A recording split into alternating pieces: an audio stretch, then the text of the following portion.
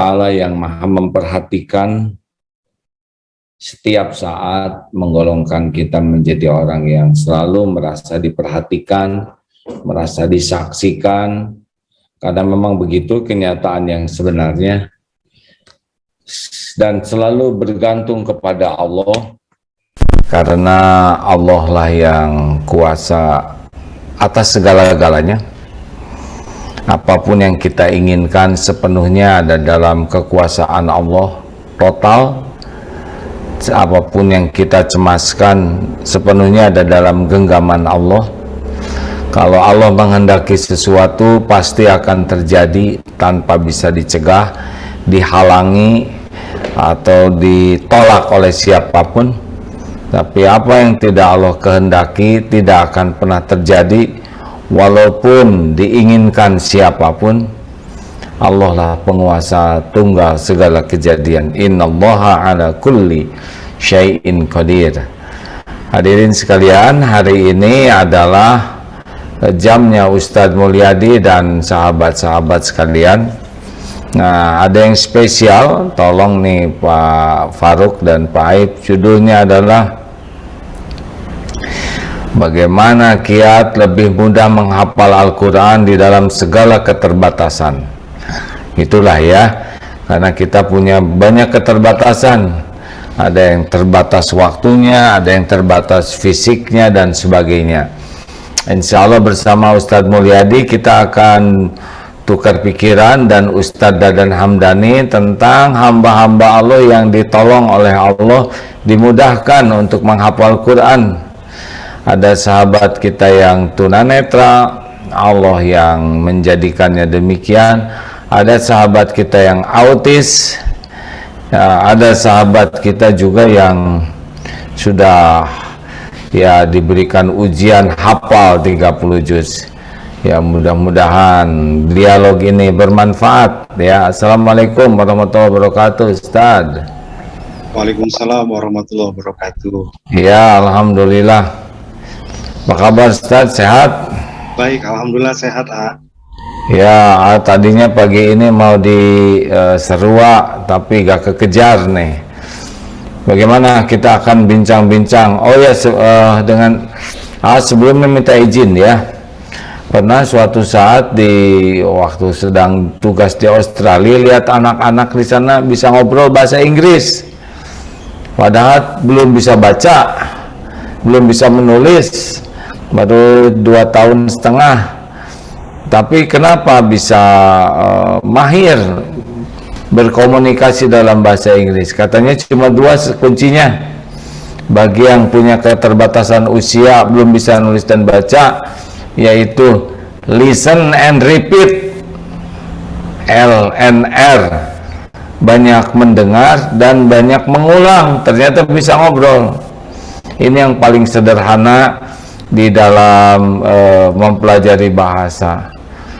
Tapi karena belum bisa hafal Quran seperti yang lain, jadi sekarang silakanlah ikut menyimak aja, baru belajar dari listen and repeat ya. Silakan Ustaz. Siap, gimana nih pagi ini kita sekarang? Ya, insya Allah seperti disampaikan tadi, kita juga akan jalan dengan Ustaz Dadan dari Baitul Quran dan beberapa sahabat santri dari Baitul Quran yang sedang berjuang menghafal Quran. Mudah-mudahan jadi motivasi. Kita juga dapat informasi bahwa Al-Quran ini adalah bacaan yang paling banyak dihafal di dunia. Nah, kalau mungkin kitab suci yang paling banyak dibaca dan dihafal di dunia. Konon orang-orang agama lain, pemuka agamanya saja, apakah itu pendeta atau bihara dan seterusnya, tidak banyak hafal kitabnya. Tapi umat Islam dengan kitab Al-Quran ini, salah satu karunia Allah, diberikan kemudahan. Dan ini sebagaimana firman Allah dalam Al-Quran, walaqad yassarnal Qur'ana lidzikri fahal min mudzakir. Dan sungguh telah kami mudahkan Al-Quran itu untuk hafal, tidakkah kalian mengambil pelajaran? Ini diulang di surat yang sama, terulang 3 kali. Allah menegaskan bahwa Al-Quran ini mudah untuk dihafal. Dan menarik ya, sebelum nanti kita bicara dialog dengan Ustaz Dadan, yang juga Ustaz Dadan latar belakangnya jurusan fisika, ya, bukan pesantren Al-Quran, ya, kuliahnya juga di fisika. Ustaz Maulana Yusuf juga pimpinan BK sebelumnya matematika, gitu ya. Jadi mudah dihafal oleh siapapun. Saya pernah lihat tayangan juga Syekh Fahad Al-Kandari, ya, itu dia keliling ke 30 negara yang ada di situ penghafal Quran, ke wilayah Asia, ke Eropa, sampai ke Amerika, yang di situ ada kaum muslim dan menghafal Quran. Ternyata luar biasa, dihafal dari mulai tingkat anak-anak, bahkan ada yang hafal Quran yang itu usianya 70 tahun mulai menghafal dan bisa hafal 30 juz.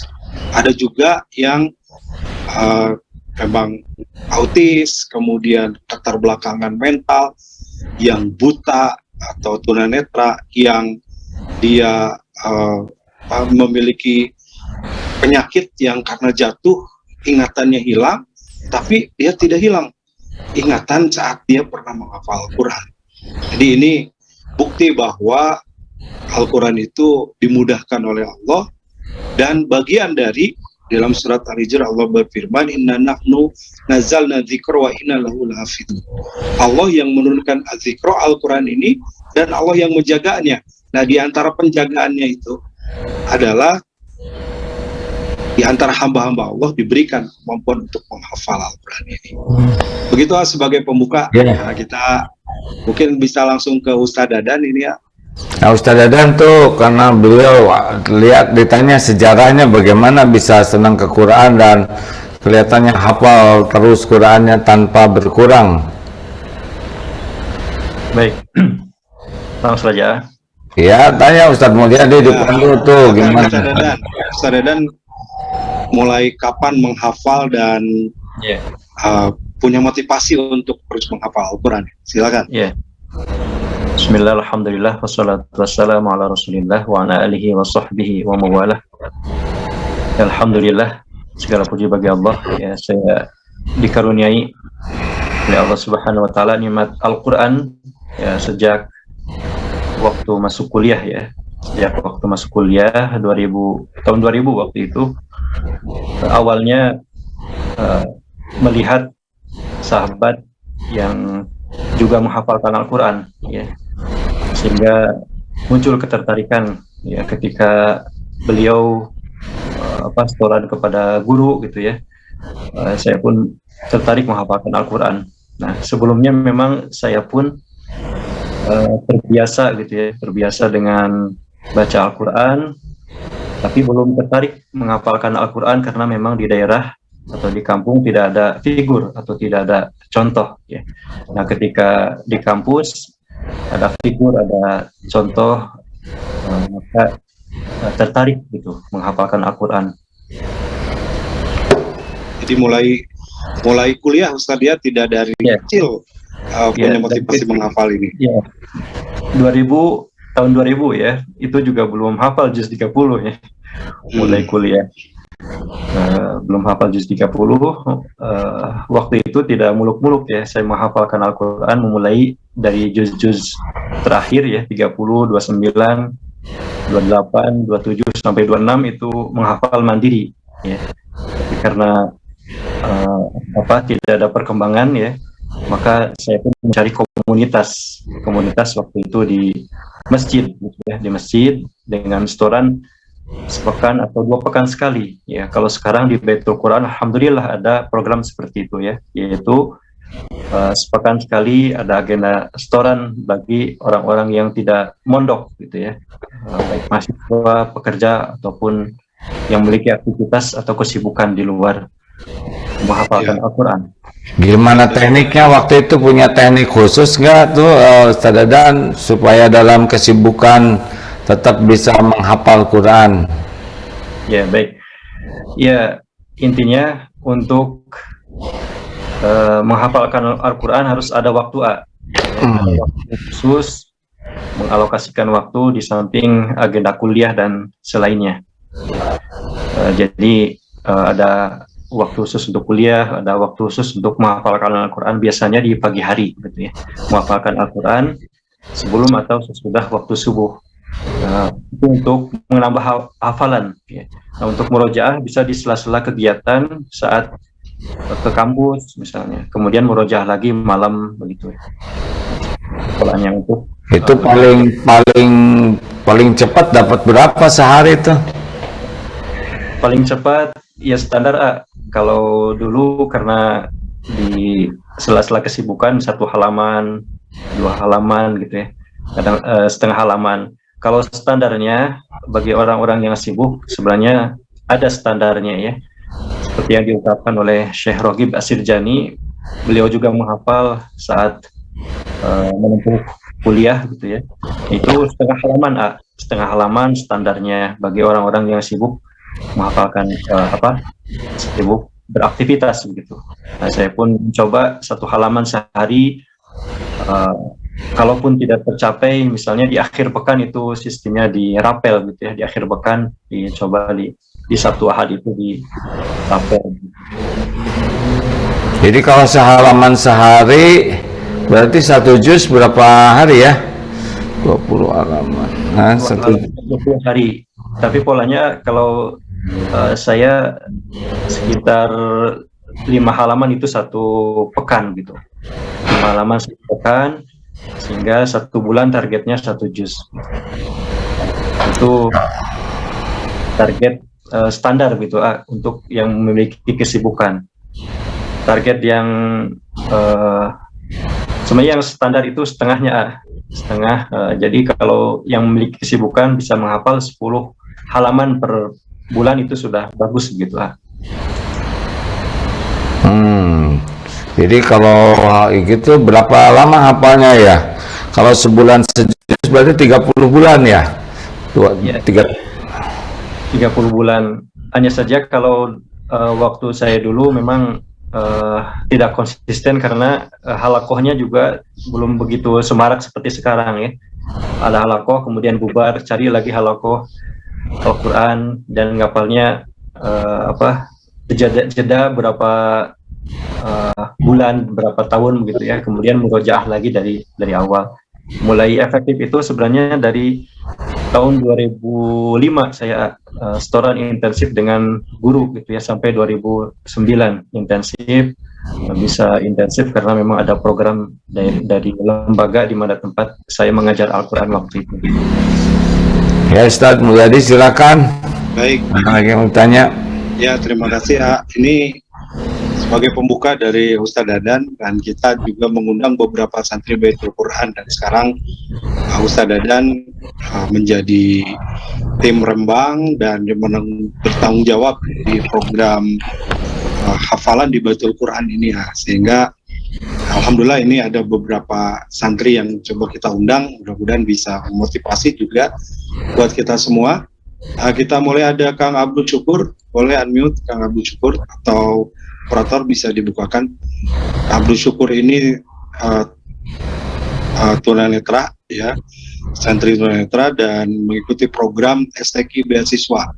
Tadi juga Ustadz Dadan menyampaikan ada program yang juga STQ non mukim ya, jadi bagi sahabat-sahabat yang tidak bisa mondok di Darut Tauhid juga di Baitul Quran bisa tuh setoran seperti yang disampaikan Ustadz Dadan ya, seminggu sekali karena sibuk kuliah bekerja tetap bisa menghafal Quran dan bisa menyetorkan hafalannya. Nah, Kang Abdul Syukur ini usia 36 tahun, sudah berkeluarga dan sudah ziyadah sekarang 22 juz hafalannya. Waalaikumsalam Kang Abdul Syukur. Itu kecil sekali suaranya, belum terdengar. Waalaikumsalam warahmatullahi wabarakatuh, Ustaz. Alhamdulillah. Ya, sudah ada suaranya. Sekarang gambarnya hilang. Ya, alhamdulillah. Di mana ini? Di Asrama Abadi ya? Iya, Ustaz. Ya, alhamdulillah. Kak Abdul Syukur sudah berapa lama menghafal Al-Quran? Sudah 3 tahun. Jalan 3 tahun ya. Jalan 3 tahun dalam keadaan tunanetra ya, diberi keterbatasan oleh Allah, tapi semangat menghafal nih, sudah 22 juz, Masya Allah. Apa yang memotivasi sehingga terus menghafal dalam kondisi seperti ini? Tujuan saya hafal Quran, semoga ya huruf yang saya hafalkan jalan Allah ridho kepada saya, Ustaz. Itu tujuannya, Ustaz. Masya Allah. Terima kasih Pak Abdul Syukur. Benar, yang paling penting setiap huruf yang dibaca membuat Allah ridho, membuat Allah suka. Perkara nanti kita ditakdirkan hafal itu kan ujiannya, ya. Kalau jadi Allah ridho, ya Allah yang akan melindungi dari ujub, ria, takabur. Tapi kalau sibuk hanya dengan ingin hafalan dan hafal dalam penilaian manusia, mungkin bisa dikasih hafal, tetapi ya belum tentu dapat keridhaan Allah, rugi ya. Terima kasih. Gimana caranya ini belajarnya? Nggak pakai huruf Quran Braille atau pakai teknik lain? Pakai Al-Quran Braille dibantu sama audio murotal. Jadi gimana coba teknis menghafalnya gimana nih? Jadi ayat yang mau dihafalkan disamakan dulu dengan murotal sama gitu. Misalnya ada yang salah cetak, nah setelah betul sama cocok, baru diulang-ulang dibaca, sekian puluh diulang baca, baru dihafal. Oh, diulang-ulang baca dulu baru dihafalkan gitu. Ya.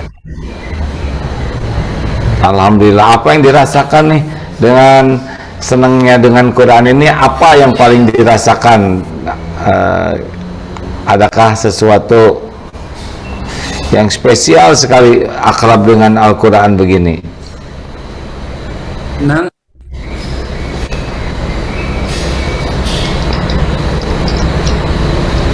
Jawabannya singkat-singkat nih. Tenang, sudah cukup. Yang lain yang agak ya tambah atau apalagi jadi sekarang kesibukannya tuh gimana? Membaca Quran, menghafal gitu. Iya, hanya hafal Quran. Kalau rezekinya gimana nih rezekinya? Kalau sibuk menghafal gimana? Menikah dan sudah punya anak, sudah punya putra.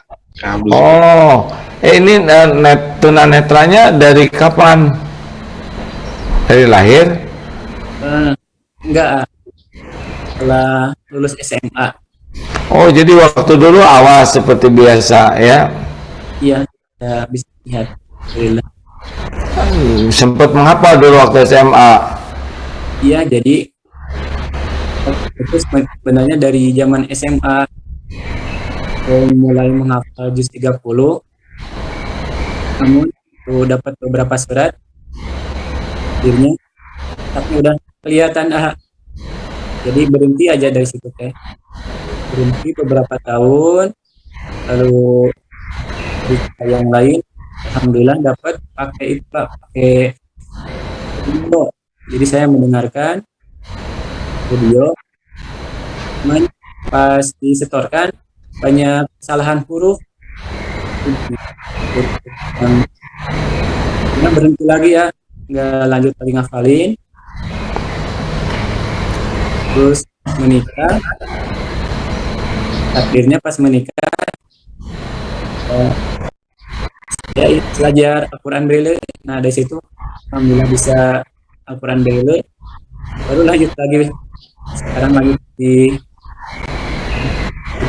dari SMA. Alhamdulillah. Syariatnya kenapa jadi nggak bisa lihat begini?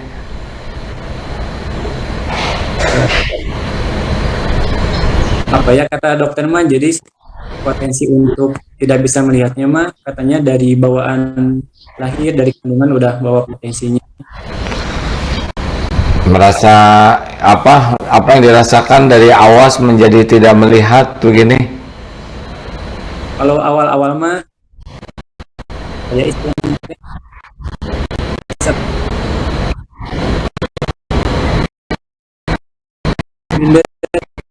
dulu mah enggak itu rumah kita.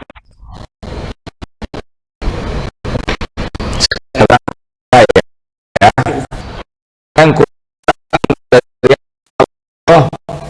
Ada yang kurang nggak? Istri udah dapat ya, Apip belum. Ini udah dapat ya. Anak juga ada ya. Sudah punya anak 2, Masya Allah. Rezeki berkurang nggak dengan sibuk menghafal Quran? Ya, Ya baca ini jawabannya singkat-singkat pisan ciri khas. Ya udah tuh, terima kasih, habis syukur. Ustaz Mulyadi, ada lagi yang mau ditanyakan? Ya, alhamdulillah, mudah-mudahan bisa terus istiqomah, bersyukur ya di tengah kondisi yang memiliki keterbatasan tadi.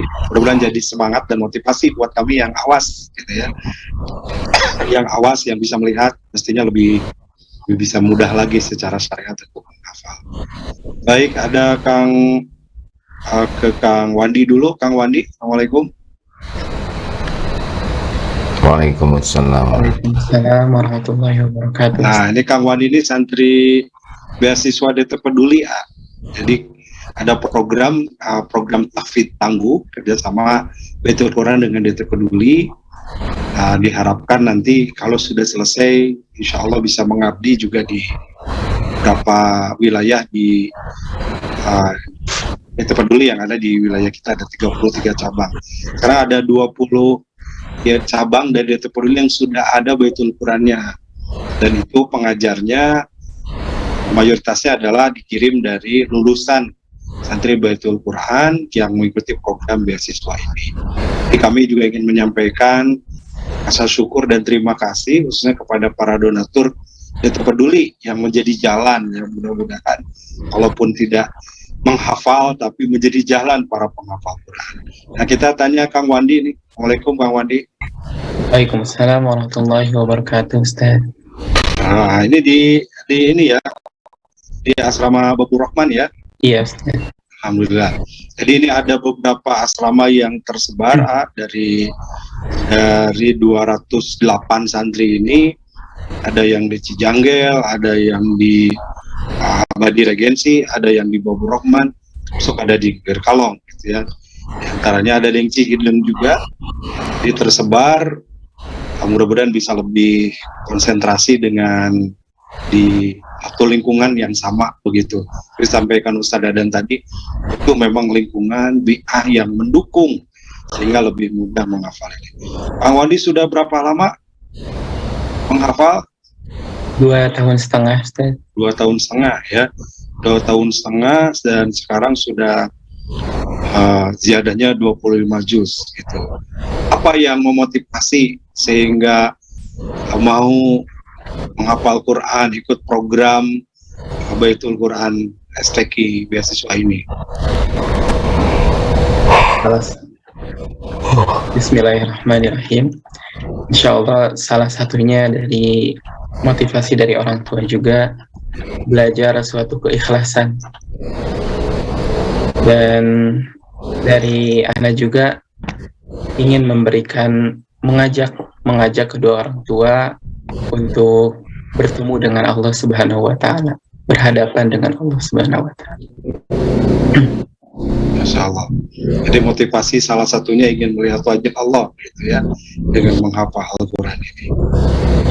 Ya, alhamdulillah. Memang banyak keutamaan.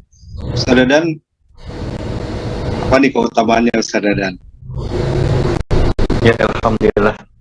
Ya betul, seperti yang disampaikan tadi ya oleh Kang Wandi, bahwa salah satu keutamaan dari menghafal Al-Quran ini secara langsung juga bisa dirasakan manfaatnya oleh orang tua ketika di akhirat kelak, ya, seperti sabda Rasulullah SAW, man qara'a al-Quran wa amila bihi, barang siapa yang membaca Al-Quran dan mengamalkannya, ya, ulbisa walidahu tajan, ya, maka pada hari kiamat nanti akan dipakaikan kedua orang tuanya tajan, yaitu mahkota, ya, dauhu abyadu min dauhi syams, yang lebih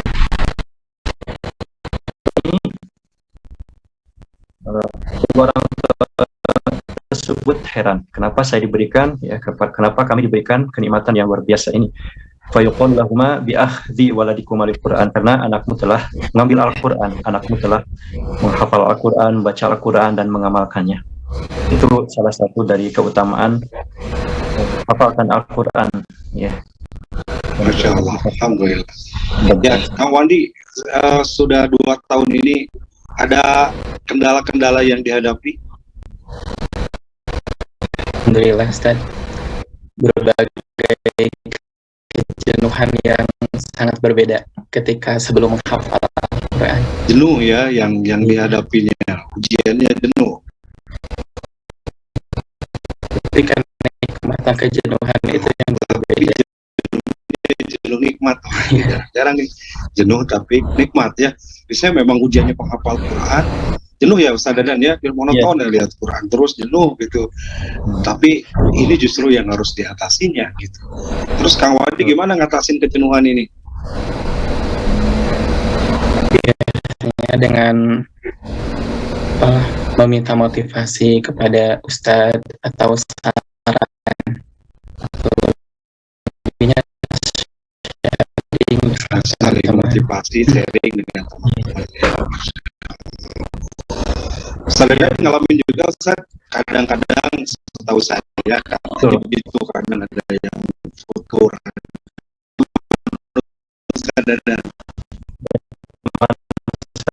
juga ya, kejenuhan, hal-hal yang monoton memang membuat kita jenuh ya, atau futur istilahnya dalam bahasa agama itu futur. Nah, futur ini memang berapa penyebabnya ya. Kalau futur yang sifatnya fisik, yaitu insya Allah tidak begitu lama ya, tapi yang diwaspadai, yang harus diwaspadai oleh seorang penghafal Al-Quran apabila futur itu adalah futur ma'nawi ya, futur yang sifatnya ruhiyah.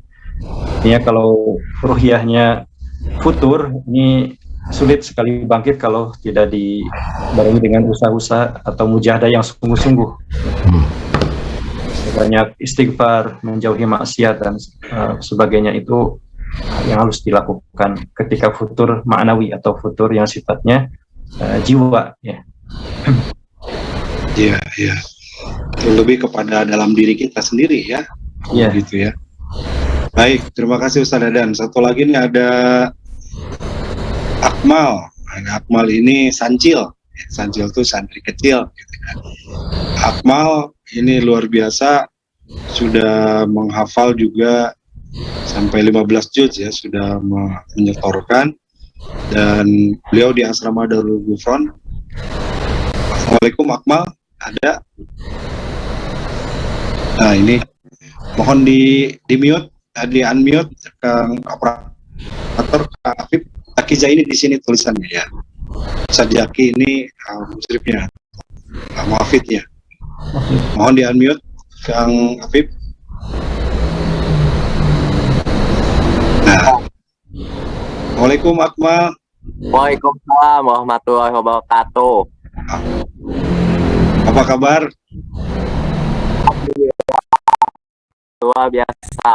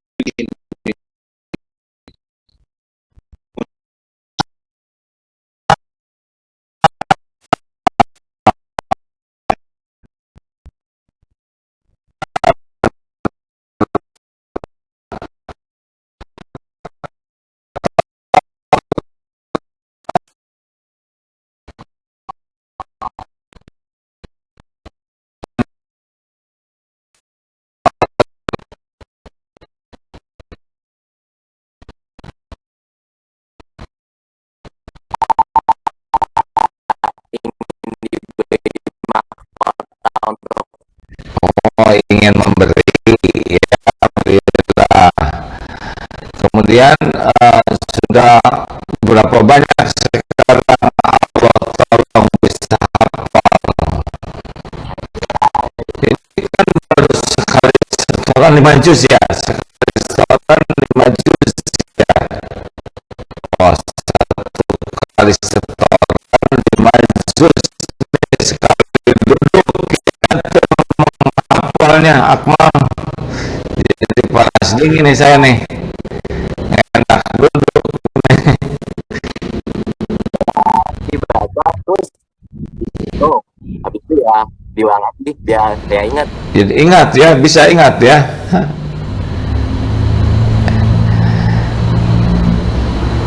Ini siapa pembimbingnya ini Ustaz? Ada Ustadz Jaki di sana atau musyrifnya? Nah, ini. Assalamualaikum Ustaz. Oh, ini orang Malaysia nih. Apa kabar?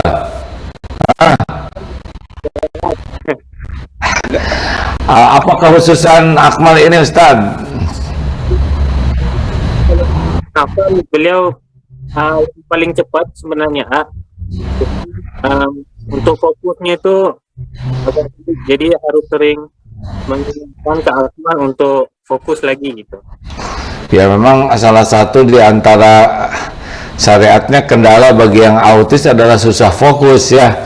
Hanya bisa beberapa menit saja mungkin fokusnya. Gimana tuh menariknya? Coba apa hikmah yang bisa diambil oleh Ustadz Zaki ini melihat Akmal ini? Yang pertama, pas tahun pertama beliau menghafal tuh kita punya bekal 5 juz dari 26 sampai 30. Sudah pernah menghafal sendiri di rumahnya. Dan setelah beliau mulai setoran juz 1, itu setiap harinya sekitar 3 ke 4 halaman. 3 ke 4 halaman, suatu setoran 3 sampai 4 halaman itu beliau melihat Al-Quran itu hanya beberapa kali. Jadi potensinya itu sangat tinggi untuk menghafal dengan cepat. Jadi, kalau beliau benar-benar fokus melihat ke Al-Quran, itu bisa mungkin 2 kali lipat sekali setorannya itu sampai 8 halaman mungkin.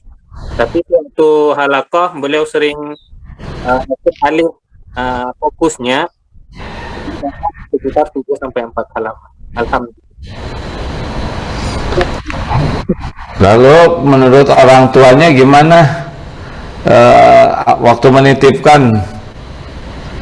Waktu menitipkan hari-hari pertama di telepon sama orang tua, Bapak Haji Krihantono sama Ibu Erita sering Bukan berkomunikasi. Erita. Bersama Ibu Erita sering komunikasi tentang attention deficit disorder Akmal. Jadi sering ada laporan juga lah ke orang tuanya. Teman semakin mengenal lah juga tentang kondisi Akmal dan disesuaikan dengan tempatnya juga dan lingkungan. Ya, luar biasa ya. Berarti memang walaupun kesulitan fokus, tapi bisa juga hafal.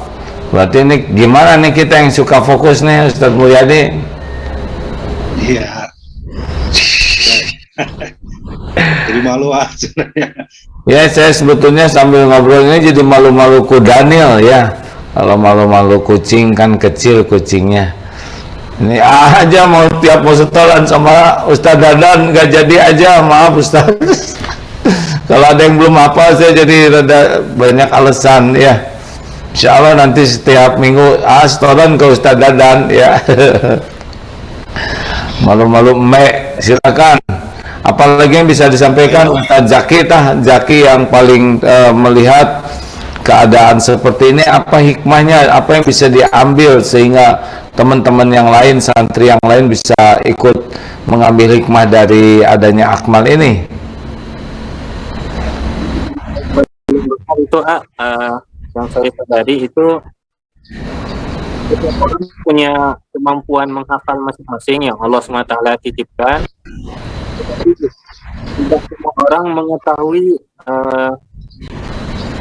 kemampuan yang Allah tentukan itu. Jadi perlu benar-benar mempunyai kesadaran dan mempraktekkan kemampuan menghafal itu. Beliau tidak menyadari kemampuan menghafal itu seperti apa, tetapi teman-teman dan juga saya khususnya melihat bisa lebih banyak lagi menghafal. Seperti kemampuan beliau sekarang sudah cepat dan sebenarnya bisa lebih cepat lagi. Lebih cepat dari teman-teman dan lebih cepat dari gurunya ya.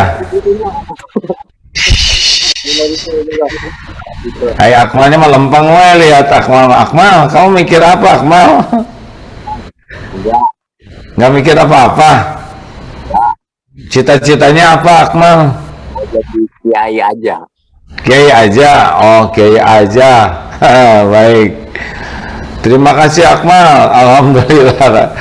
Ya udah Ustadz Mulyadi, jazakallah khair Ustadz Zaki dan Akmal. Lanjut Ustadz Mulyadi, silakan. Baik, alhamdulillah. Terima kasih Ustadz Zaki, Akmal, juga tadi Kang Abdul Syukur ya, serta Kang Wandi yang mudah-mudahan jadi motivasi. Lanjut ke Ustadz Dadan ya. Ini ada pertanyaan di chat dulu ya. Sudah ada pertanyaan juga di GAA, di Facebook begitu. Ini di chat bagaimana cara memulainya menghafal Quran, ya Ustaz Dadan, karena tadi ya beragam, boleh jadi kemampuan dan kesempatan waktu dan sebagainya. Ya. Ini dari Bu Dokter Pice yang bertanya, gimana cara memulai menghafal Quran karena belum terbiasa. Gitu ya. Silakan Ustaz Dadan. Baik, Bismillah. Untuk memulai menghafal Al-Quran beragam ya. Pertama bagi yang sudah terbiasa membaca Al-Quran itu lebih mudah lagi insya Allah ya, karena apa yang akan dihafalkan itu sudah sering dilafalkan di lisan ya, insya Allah itu akan lebih mudah. Nah bagi yang belum lancar membaca Al-Quran jangan khawatir, tinggal terus perbaiki bacaannya, lancarkan ya, kemudian perbanyak membaca Al-Quran ya, perbanyak mengkhatamkan Al-Quran, insya Allah akan lebih mudah. Untuk tahap awal biasanya kita ada kesulitan karena memulai menghafal itu memang luar biasa ya. Tapi setelah berjalannya waktu insya Allah ya, kemudahan demi kemudahan itu akan kita dapatkan. Boleh jadi di awal itu ya untuk menghafal 1 halaman atau setengah halaman itu luar biasa ya, luar biasa karena memang belum terbiasa. Tapi coba dulu dengan hal yang minim dulu ya, sesuai dengan kemampuan kita ya, atau pilih dari surat-surat yang pendek dulu ya. Maka dalam metode menghafal Al-Quran ya, atau memulai menghafalkan Al-Quran biasanya dengan surat-surat yang pendek dulu ya, bahkan dari surat An-Nas terus sampai An-Naba ya. Jadi atau hafalkan surat-surat pilihan ya, surat-surat pilihan, kemudian terus ya kita pilih setiap surat ya. Artinya kalau kita pilih semua surat ya hafal juga gitu. Nah, seperti itu barangkali. Baik, nah, itu Ibu Pice ya. Jadi nggak ada istilah terlambat sebenarnya, kita bisa mulai kapan saja Ustadz ya. Dan bisa mulai gitu ya sesuai dengan kesadaran kita. Kan aduh udah tua nggak gimana. Hari ini hafal 1 ayat, 2 ayat yang kemarin lupa. Nah, tapi ikhtiar kita, upaya kita itu yang kita perlu terus lakukan. Sebagaimana tadi disampaikan oleh A, kalaupun diberi hafalan dengan jumlah tadi itu adalah karunia Allah, itu adalah bonus dari Allah. Tapi ikhtiar kita di dalam menghafal. Baik, ini ada pertanyaan lagi Ustadz. Bismillah, izin bertanya bagaimana cara membagi waktu untuk menghafal Al-Quran sambil mengasuh anak-anak. Nah, terus apa boleh kita lebih fokus pada Al-Quran daripada menemani anak? Minta solusinya. Lain Ustadz dan juga sambil ngasuh anak, kan ya. Gimana Ustadz? Nih, membagi waktu seperti itu. Baik, Bismillah. Jadi untuk yang memiliki kesibukan ya tadi gunakan waktu ya ketika tidak sibuk dengan hal itu untuk fokus ziyadah. Ya, kita kan semua insya Allah punya waktu yang sama ya, misalkan sebelum subuh atau setelah subuh yang tidak terganggu oleh anak. Maka gunakan itu untuk fokus ke menambah hafalan. Nah, kemudian tadi ketika beraktivitas apapun ya, apakah kuliah bagi yang sedang belajar, atau yang ibu rumah tangga yang mengasuh anak, atau yang bekerja ya, itu sambil beraktivitas ya, itu insya Allah bisa menghafalkan atau memurajaah hafalannya ya. Saya mendapati teman-teman yang dulu menghafal Al-Quran juga orang-orang yang sibuk ya, orang-orang yang sibuk bekerja ya, bahkan seorang manajer gitu ya. Saya pernah mendapati seorang manajer luar biasa ya, luar biasa mujahadahnya. Beliau tanpa mengurangi hak-haknya, misalnya bekerja di kantor ya, bekerja di kantor tanpa mengurangi, misalnya ketika bekerja terus murajaah, tidak seperti itu, tapi ketika waktu senggang, waktu istirahat beliau gunakan, ketika dari rumah ke kantor beliau gunakan untuk murajaah hafalan, ketika dari kantor ke rumah murajaah hafalan, kemudian pulang ke rumah beliau biasa beraktivitas dengan keluarganya, dengan anaknya, dengan istrinya. Kemudian beliau ya mujahadahnya Masya Allah ya, menyedikitkan waktu tidur ya. Jadi jam 2 itu sudah bangun lagi. Kuncinya tadi selain menyedikitkan waktu tidur adalah ternyata beliau mujahadah menyedikitkan makan juga, sehingga waktu tidurnya bisa sedikit. Masya Allah. Mujahadah menyedikitkan makan ini juga batu menghafalkan ya. Khusus seperti apa yang dilakukan dalam menghafal Quran. Kan Ustaz bisa cerita metode mungkin sekarang seperti apa metode, termasuk juga jadi ini metode yang diterapkan di Baitul Quran seperti apa, sehingga tadi Kang Syukur, Akmal, kemudian ya bisa menghafal tuh ya, dan bisa cepat ya. Insya Allah ini Akmal sehari 3-4 halaman luar biasa gitu ya. Ustaz Dadan aja dulu halaman gitu ya, luar biasa. Gimana Ustaz, ada beberapa metode sebenarnya yang dianggap efektif gitu ya, yang bisa menjadi pilihan metode dalam menghafal Al-Quran. Ya baik. Bismillah. Untuk metode menghafalkan Al-Quran ya sebenarnya standar ya. Kalau kita standar saja tidak muluk-muluk ya. Semua metode itu kembali kepada 4 ya. Yang pertama tikrarul mahfuz ya, mengulang-ulang hafalan, kemudian memahami apa yang dibaca ya, kemudian menulis dan mendengar. Itu metode pokok ya dalam menghafalkan Al-Quran. Ya. Diulang Ustaz, tadi pertama tikrar ya, mengulang-ulang ya, itu inti dari menghafal Al-Quran, pokoknya ulang sebanyak-banyaknya. Iya, saya dapatkan metode sehebat apapun tetap paling baik itu mengulang ya. Nomor satu. Yang kedua memahami. Nah, memahami ini bagi yang sudah dewasa, remaja dewasa.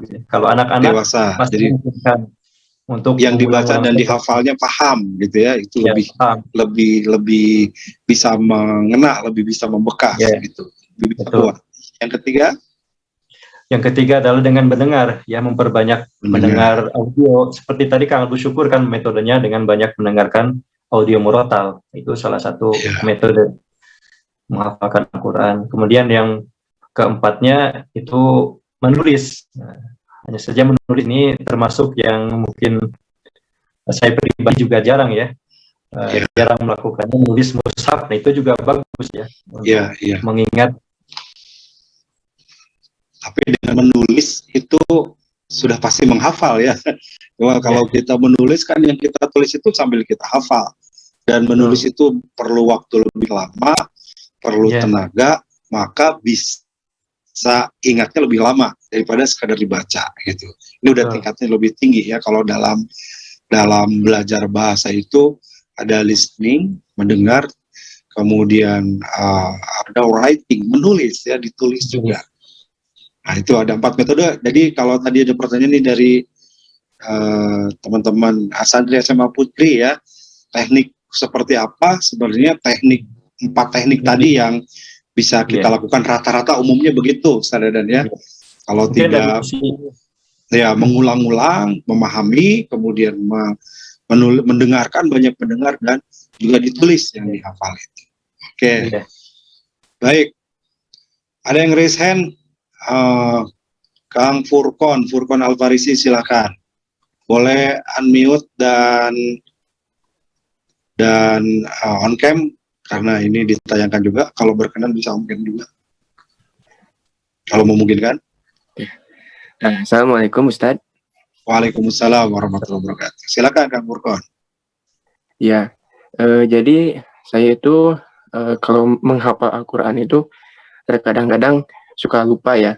Misalnya hari ini sudah hafal, mungkin besok kadang suka, aduh lupa lagi gitu. Ini teh bacanya selanjutnya apa kayak gitu. Nah, bagaimana cara mengatasi hal tersebut, pelupanya itu supaya bisa bisa terus hafal begitu. Terima kasih Ustaz. Iya. Baik, silakan Ustaz Dadan. Gimana nih? Ya, problem lupa itu salah satunya adalah sedikitnya pengulangan ya. Jadi boleh jadi karena masih sedikit pengulangan ya itu lupa itu pasti gitu ya. Kemudian untuk mengatasinya sebelum menghafal yang baru ya ulang lagi. Setiap kali menghafal yang baru maka yang sebelumnya itu diulang lagi. Kalau kita metode di Baitul Quran ada istilahnya metode ada selain ziyadah ada murojaah baru, murojaah lama gitu ya. Nah, jadi sebelum santri ziyadah atau tambah hafalan, mereka harus memurojaah baru atau memurojaah 4 halaman ke belakang. Nah, itu dalam rangka merangkai dengan hafalan berikutnya sehingga yang sebelum-sebelumnya itu tidak dilupakan begitu saja ya. Juga ada murojaah baru, murojaah lama itu yang sudah ditasmikan 1 juz ya. Kemudian diulang lagi setiap hari ada jadwalnya. Jadi setiap hari itu ada jadwal ziyadah, murojaah baru dan murojaah lama itu kalau di Darut Tauhid ya. Ya, gitu. Jadi kuncinya Kang Furqon diulang tetap ya.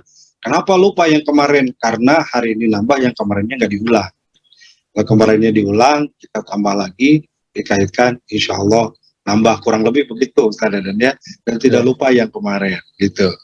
Baik, oke, ini ada juga di IGAA, ini pertanyaannya. Assalamualaikum Ustaz, izin bertanya, lebih kita dahulukan mana antara tilawah dan menghafal Quran? Kadang kalau banyak tilawah Quran, hafalannya jadi kurang.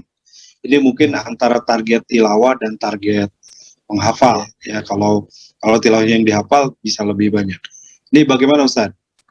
Baik, untuk tilawah banyaknya itu sebanyak apa gitu ya? Saya juga kurang jelas tadi.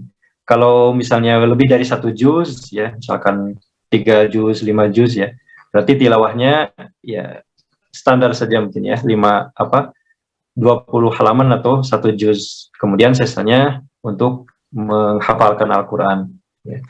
Kalau ada target tilawah yang banyak ya itu juga bagus, dan tilawah atau menghafal sama-sama dua-duanya membaca ya. Hanya saja kalau tilawah itu murattab berurutan ya cukup 1 juz 1 hari ya kalau ingin fokus menghafalkan Al-Quran dan tidak di pondok ya. Kalau di pondok bisa lebih 1 juz ya, bisa, karena mereka fokus. Tapi kalau di luar pondok cukup 1 juz kemudian berusaha menghafalkan sehingga waktunya terbagi ya antara menghafal dan juga untuk tilawah gitu. Baik, begitu. Tadi dari siapa? Dari Rahma ya, untuk Rahma Nur. Jadi target tilawahnya 1 juz cukup Ustaz ya tiap hari, tapi hafalannya tetap dijaga. Jadi 1 juznya untuk terus istiqomah tilawahnya, nah hafalannya sesuai kemampuan. Kalau tadi di pondok itu seperti Baitul Quran, tentu ada targetan karena lingkungan dan situasi mendukung. Tapi kalau memang punya kesibukan, lagi kerja gitu ya, sambil kuliah dan seterusnya, tilawah 1 juznya jangan lepas, 1 day 1 juznya tambahkan dengan hafalan sekemampuannya. Nah, begitu. Baik, ini tambah lagi Ustadz, bagaimana, ini mungkin ke metode juga, apakah baiknya berurutan per juz itu dari depan atau dari belakang, atau tadi sudah dijawab Ustadz Dadan dari surat pendek dulu ya. Tapi ini bagaimana nih, apakah urutannya dari depan atau dari belakang gitu supaya mudah bagi para pemula ini memulai untuk menghafal. Ya, baik. Ya sebenarnya tidak ada baku ya harus seperti begini atau begitu. Cuman yang tadi disampaikan itu rata-rata digunakan ya di pondok-pondok, bahkan yang saya tahu di Timur Tengah seperti di Saudi juga menerapkan bahkan dari An-Nas sampai Al-Baqarah gitu ya. Jadi memulai dari yang pendek yaitu An-Nas, kan yang panjangnya Al-Baqarah berujung di Al-Baqarah, seperti itu. Tapi yang kita terapkan dimodifikasi ya. Jadi yang awal-awal dari juz 30, 29, 28, 27 sampai 27 itu dihafalkan di awal, kemudian baru ke juz yang panjang, juz 1, 2, 3. Itu sebenarnya terserah ya, mau menghafal dari manapun terserah. Mau tadi metodenya surat-surat pilihan ya, dipilih surat yang kita mau hafalkan ya silakan. Nah, pada akhirnya semuanya dipilih dan hafal begitu. Ya, ya. Mungkin untuk pemula ya bagusnya dari pendek karena familiar ya, sering didengar. Jadi karena sering mendengar, nggak niat dihafal pun jadi hafal karena sering dengar ya. Saya kira banyak yang tidak sengaja menghafal Anas, tidak sengaja menghafal Al-Ikhlas, tapi jadi hafal karena sering dengar. Sehingga nah, itu jadi motivasi. Kalau tiba-tiba menghafal dan langsung yang berat, yang panjang, khawatir nanti motivasinya luntur di tengah jalan ya. Baik, ada Kang Lutfi sudah raise hand juga. Kang Lutfi silakan. Kang Lutfi. Kalau susah Ibu Yun, Kang Lutfi ada?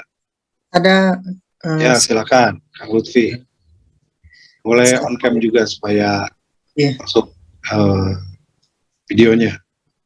Oh iya. Aduh, ini gimana ya? Kalau nggak ada susah suaranya, apa-apa. Silakan. Nah, itu sudah. Assalamualaikum warahmatullahi wabarakatuh. Guru-guru kami mulia. Begini, alhamdulillah kemarin udah menghafalkan Quran sampai juz 5 dari juz 30 dari belakang sampai juz 5. Wah, bagus. Alhamdulillah. Terus ada waktu masuk kuliah, terpaksa keluar dan kepikiran terus untuk menikah. Bagaimana itu, Ustaz? Kepikiran untuk menikah? Iya. Ya tinggal menikah, gampang. Soalnya masih kuliah, kadang terganggu waktu munajaahnya, fokusnya begitu. Itu mohon solusinya guru-guru kami yang mulia. Baik, Ustaz Dadan silakan, Ustaz. Tadi menghafal dari juz 30 sampai 25 itu maksudnya jadi 25 juz atau bagaimana? Juz 30 sampai juz 5, Ustaz. 30 dari belakang sampai ke juz 5. Berarti udah 25 juz. Alhamdulillah. Masya Allah. Ya. Kalau sudah 25 juz itu sebentar lagi ya, sebentar lagi berarti tinggal 5 juz lagi selesai. Ya nggak apa-apa menikah dulu ya. Kalau memang kepikiran terus dan itu membantu antum untuk menghafalkan Al-Quran ya nggak apa-apa menikah ya. Ya qadarullah saya pun ini cerita ya. Itu hatamnya itu adalah setelah selesai menikah ya. Jadi saya menikah dulu baru dan beberapa bulan kemudian dihatamkan begitu. Jadi tidak masalah ya. Jadi Kang Lutfi 5 juz lagi supaya nikah dulu nanti selesai 5 juz lagi. Gitu ya Ustaz Dadan ya. Betul.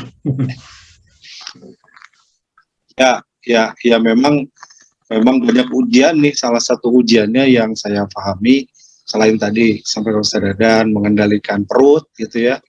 Banyak sahur, mengendalikan tidak terlalu banyak makan karena itu juga mempengaruhi kepada konsentrasi dan hafalan, juga mengendalikan pandangan ya, karena itu juga bisa merusak hafalan. Bukan begitu Ustaz Dadan? Iya betul. Ini yang harus dijaga juga ya, karena semangat menghafalkan Al-Quran itu harus seimbang ya ruhiyahnya. Maka harus jaga ruhiyahnya dengan cara tadi menjauhi maksiat sekuat tenaga ya, kemudian memperbanyak ketaatan itu agar kita stabil gitu ya, motivasinya stabil. Kalau kita bermaksiat ya itu lama kelamaan akan menurun gitu ya, menurun semangatnya dan akhirnya bahkan tidak tertarik naudzubillah ya untuk berusaha menghafalkan Al-Quran dan memurajahnya. Baik. Ini mungkin terakhir karena waktu kita 5 menit lagi dari FBAA, Mbak Tia Hasan. Alhamdulillah anak saya dari umur cepat sekali menghafal Al-Quran ya, dari umur 2 tahun menghafal Al-Quran dan cepat. Sekarang umur 11 tahun agak susah karena kadang suka main game. Nah, supaya anak saya bisa seperti dulu bagaimana gitu. Seperti dulu lagi bagaimana. Nah, ini menarik Ustaz, Santil nih. Kita punya pengalaman juga Santil nih, sampai anak-anak sampai kecil. Gimana Ustaz Dadan? Ya, walau biasa juga kurang begitu ada pengalaman seperti ibu ya. Tapi setidaknya untuk membangkitkan kembali semangat anak ya, pertama bisa menciptakan lingkungan yang kondusif di keluarga ya, di rumah, dengan ibu sering mencontohkan membaca Al-Quran, ayah juga sama ya, kemudian sering diperdengarkan Al-Quran, maka ya, insya Allah ya, dengan sering mendengar dan melihat figur yang biasa membaca Al-Quran itu, anak-anak pun insya Allah bisa termotivasi ya. Atau kalau misalnya memungkinkan ya, masukkan ke pondok ya, ke pondok tahfidz agar tercipta lingkungan yang baik, lingkungan yang mendukung untuk menghafalkan Al-Quran ya. Dari teman-temannya mungkin bisa disupport motivasinya ya, dengan melihat teman-teman menghafalkan Al-Quran juga itu salah satu yang memotivasi ya, sebagaimana saya dulu ya, dengan izin Allah saya tertarik menghafalkan Al-Quran karena ada figur dari lingkungan ya, figur orang-orang yang menghafalkan Al-Quran kemudian tertarik begitu. Baik. Alam ya. Alhamdulillah begitu Mbak Tia ya. Jadi perlu anak kita dikasih lingkungan yang membuat lingkungan ini sangat mempercepat ya. Kalau lingkungannya para penghafal Quran kan mau ngobrol juga susah, yang pada menghafal, termasuk juga ini di rumah. Kalau mungkin tidak dimasukkan pondok seperti saran Ustaz dan tadi ya, belum memungkinkan ya anak yang mondok, ya di rumah kita sebagai orang tua yang membangun ini. Terima kasih Ustaz Dadan, waktu kita 3 menit lagi, mungkin saya minta Kak Abdul Syukur untuk menyampaikan kalimat terakhir atau motivasi ini buat teman-teman semuanya yang ada di rumah, para pendengar, para pemirsa semua yang menyimak. Abdul Syukur, ada yang mau disampaikan terakhir sebelum kita akhiri?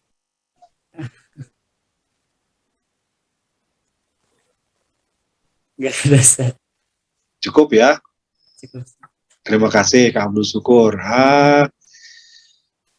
Akmal, ada yang mau disampaikan? Ya cukup juga. Halo Akmal. Mudah-mudahan dari Akmal dari motivasi ya. Kang Wandi yang terakhir nih, yang tinggal 5 juz lagi juga. Ya mudah-mudahan Kang Wandi segera menyelesaikan hafalannya dan segera bisa menjaga hafalan itu selalu. Gimana Kang Wandi, yang mau disampaikan buat teman-teman semua, mungkin juga yang sebaya ya, para remaja, para pemuda, untuk semangat menghafal Quran. Silakan Kang Wandi. Bismillah, insya Allah terus semangat dengan Al-Quran, karena kalau kita membersamai dengan Al-Quran itu tidak akan ada nilai ruginya sama sekali. Masya Allah, membersamai Al-Quran tidak akan pernah rugi, justru yang paling menguntungkan bagi kita ya. Ustaz Dadan, 1 menit terakhir mungkin ada motivasi buat kami semua yang ada di rumah atau di tempatnya masing-masing. Bismillah. Jadi intinya sahabat-sahabat sekalian, dari menghafalkan Al-Quran ini seperti yang tadi disampaikan oleh Gurunda ya, Agim, jadi bukan semata-mata menghafal ya, dengan kebersamaan kita yang terus-menerus itu suatu rezeki ya. Jadi inti dari menghafal mengulang-ulang ya. Adapun hasilnya misalnya dapat atau sedikit, yaitu diserahkan kepada Allah Subhanahu wa taala. Jangan sampai itu yang menjadi target kita ya. Itu ibarat rezeki ya. Rezeki itu yabsut wa yaqdir ya, diluaskan atau disedikitkan, disempitkan. Maka bagi yang diluaskan bersyukur kepada Allah Subhanahu wa taala, bagi yang sedikit barangkali banyak sekali ya hikmahnya. Boleh jadi dengan terus mengulang-ulang ya, banyak meraih pahala. Jadi banyak meraih pahala dari setiap yang dibaca begitu. Baik, alhamdulillah. Terima kasih Ustaz Dadan. Jazakallah khair, juga Kak Abdul Syukur, Kang Wandi, Ustaz Zaki juga yang tadi bergabung. Dan semua waktu kita sudah habis. Yang membutuhkan informasi Baitul Quran juga bisa nanti menghubungi Baitul Quran Darut Tauhid ya. Ada program beasiswa, ada juga program reguler, ada program mahasiswa, ada program juga non-mukim. Ya mudah-mudahan bisa manfaat bagi kita semua yang ingin menghafal berinteraksi dengan Al-Quran. Terakhir juga kami sekali lagi mengaturkan terima kasih kepada Bapak Ibu, para sahabat-sahabat, para donatur dari DT Peduli, sehingga lewat program tahfidz tangguh ya juga bisa menghafal para santri ini ya. Ada yang banyak keterbatasan biaya tapi punya semangat untuk menghafal. Insya Allah pahalanya mengalir kepada kita semua yang menjadi donatur, menjadi jalannya. Sahabat-sahabat BOP BSI juga ya, sahabat-sahabat guru tangguh yang bergabung juga, para pendidik tangguh, semoga Allah karuniakan keistiqomahan bagi kita semua. Terima kasih, kita tutup sama-sama dengan hamdalah. Alhamdulillahirabbil alamin. Subhanakallahumma bihamdika asyhadu an la ilaha illa anta astaghfiruka wa atubu ilaik. Assalamualaikum warahmatullahi wabarakatuh. Tunaikan zakat, sedekah, wakaf, dan bantu sesama. Kini mudah.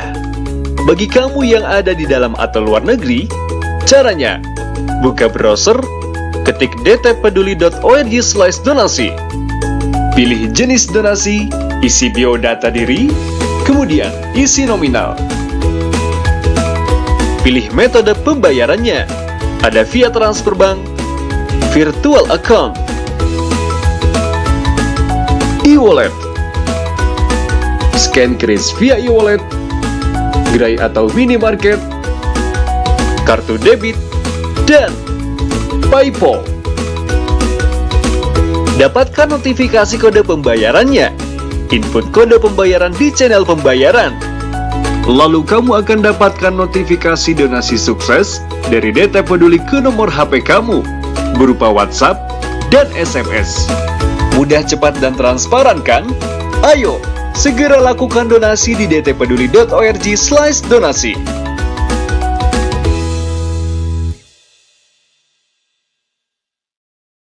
Ketua Yayasan Indonesia Mengaji menyampaikan 65% dari jumlah penduduk Indonesia beragama Islam tidak bisa membaca Al-Quran. Assalamualaikum warahmatullahi wabarakatuh. Data lewat Republika, 147,5 juta umat Islam di Indonesia belum bisa membaca Al-Quran atau buta huruf Quran. Departemen Agama mencanangkan minimal 5 juta mushaf diperlukan di Indonesia ini setiap 1 tahun. Dan DT Peduli sebagai tahap awal mencetak 20.000 mushaf untuk diwakafkan kepada masyarakat di pelosok negeri, karena banyak masjid yang sudah rusak Qurannya atau tidak punya Quran, dan ini ladang amal bagi kita semua. Ayo sahabat-sahabatku sekalian, kita menjadi orang yang berada di barisan paling awal dalam berwakaf mushaf Al-Quran untuk negeri bersama DT Peduli. Assalamualaikum warahmatullahi wabarakatuh. Berwakaf Al-Quran ke pelosok negeri plus pelatihan membaca Al-Quran. Wakaf Al-Quran plus raih pahala mengalir abadi.